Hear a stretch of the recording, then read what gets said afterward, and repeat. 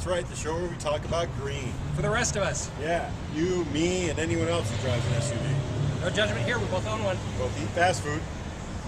Half a ton of kids. Hey buddy, that's you. I only have one, so let's stay on subject. That's what this is all about. If it's not green, For your wallet, and for the environment, then it don't count. because last time we checked, they're both both green. So, that's the first time we've tried to do that in a while. Yeah, We got the cheater card right here. I know, we still couldn't get it right. I know. Well, because the cheater card we didn't update for how we changed it, remember? No, we made changes and we had, that's the problem with non-digital cheater cards. Yeah. Can't get it easier. All right, so we've been running around for 10 minutes trying to figure out how we're going to do this, and we figured out a way. We're going to do it this way. Yeah. We got a gas station, because... Yep. We're talking about gas today. That's right. Gasoline, the big subject on everybody's mind these days because of the price going through the roof. And, yeah. Yeah. This all came from your trip back to New York last winter. Yeah. Christmas time. Christmas time. So, want me to just go into it? Yeah, go crazy. Give us some data. All right, here's the data. Let me just explain. Back at Christmas time, we took a trip from here, Salt Lake City, down to Arizona to New York, and New York back to Salt Lake. Big triangle. It's about 5,800 miles, I think it was. It's a lot. We did it in our Tahoe, 2010 Tahoe. And what I did was I wanted to do a little experiment with regular gasoline and ethanol gasoline, and see if this ethanol is really worth the time and expense that our country is putting into ethanol. And this is what I found out. Now, this is based on my Tahoe, okay? Really scientific data here. It's real scientific. Not really, but like everything we do around here. It was a 26-gallon tank. This is a 5.3-liter V8 engine, 320 horsepower. It's four-wheel drive. You got sequential fuel injection and on an auto cylinder shutdown. It's got an estimated 15 miles a gallon on the city, 21 on the highway. Now, I had a roof rack on that thing, and I averaged about 16 miles a gallon, okay, on that trip. Didn't expect much more, and it was loaded down with Christmas gifts and luggage and ski stuff and you name it. So what we did was it was a 5,700 mile trip. We used I'm calling it 400 pounds of passengers, another 400 pounds of cargo. Most of that was right here. Most of that being in this area of the car. One thing that's different about the car is it's got 20-inch aftermarket wheels, so that affects the... Check our website, you'll see a picture of it. Yeah. Okay. So, did the experiment with 87 octane, because that's typically what I put in the car. And in these states that they sell ethanol, that's usually an 85 octane. The octane rating, really what that does is changes the temperature at which the gasoline burns.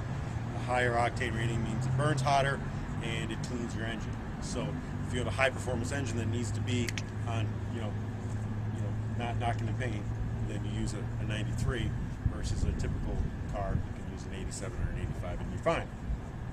So what I did was filled that tank up in Adrian, Texas, with the E80, or sorry, the E85 ethanol, and then refilled again in. Sorry, I missed. It was in Oklahoma City, Oklahoma, which is about 305 miles. Okay, and then I went 337 miles on the gas tank. All right.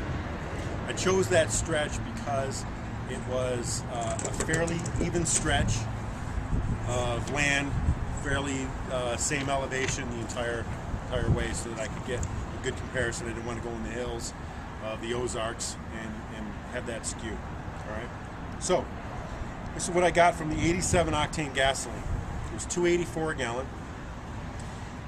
It emits 19.4 pounds of carbon per gallon used. I don't know how they come up with that, but that's the information I found on the internet. And I averaged 16.5 miles a gallon. So I did a cost per mile, which was 16.5 times 26 equals 429 miles per tank.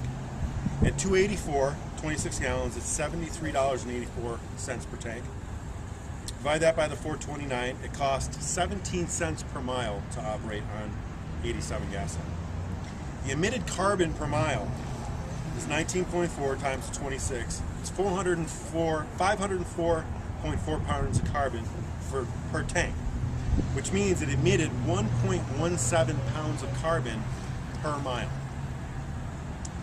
The E87 ethanol, which is an 85% corn ethanol and 50% gasoline, is $2.69 a gallon. So it was 15 cents less per gallon. It emits 15.5 pounds of carbon per gallon burned, okay, which is less than the gasoline. But I only average 12 miles a gallon with that. So the cost per mile calculation comes down to 22 cents per mile versus 17 cents per mile for gasoline. And here's the kicker. Because you get less gas mileage, you're using more of it. It turns out that, like I said, the gasoline puts out 1.17 pounds of carbon per mile.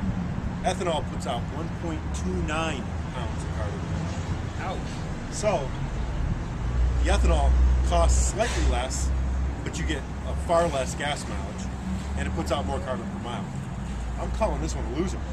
We're wasting a lot of money on ethanol production, and it's not paying off. I'm gonna put it right about. Can you break your arm there? I'm gonna put it way down here. Here, I'll turn this way. Yeah, I'm putting it way down there.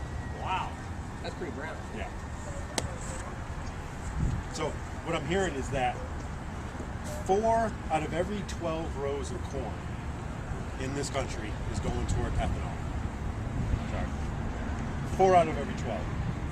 So what could be used to feed cattle, feed livestock, feed the people of the world is being used to produce a fuel that's not worth producing. And I didn't even go into the fact that, here's a kicker, when they produce ethanol, the machinery and the equipment and the production cannot burn ethanol. It needs to burn regular gasoline. And that's just on top of everything else that goes into carbon offsetting of using farmland to produce fuel. It's definitely a loser. All right. That one comes up brown. Comes up way brown. Don't buy ethanol. Unless, of course, your state Yeah. makes it a rule and that's all you can get. Then Right. we're sorry. If you're in Nebraska, you're kind of screwed. Yeah, sorry. That's my Canadian coming out. Hey, Sorry. sorry. All right, so that's this week's show. That's it. Pretty simple. Yep. So, We didn't get anybody calling in. no. We don't have any green either. M&Ms. No, we don't have any green M&Ms. We're kind of scatterbrained lately because we're trying to get our business up. Yeah, It's taking all the time. it's taken a lot of time. But it's all good. We'll get better. We will. We'll get back. We have an executive producer now. Yes, we do.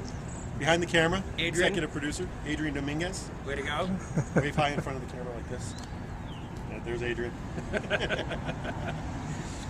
All right, so All right. that's our show for this week. Have a green M&M Yeah, for the don't road. mind if I do, but we don't have it. Okay. All right, so That hope this reminds week's me- show got you all more excited about doing something green for the environment. And your wallet. Because the last time we checked, we were both green. You're supposed to have joined me. I was. See, it says DNB. And it's all in caps. Yeah. Because I'm supposed to be in All there. right, so say thanks for watching. Thanks for watching. Real Green World. Until next week, When you look in your wallet, think about the trees. I'm Piper, And I'm the Duce. and that's this week's Real Green World. That's it. Thanks. Where we eat fast food. That's right.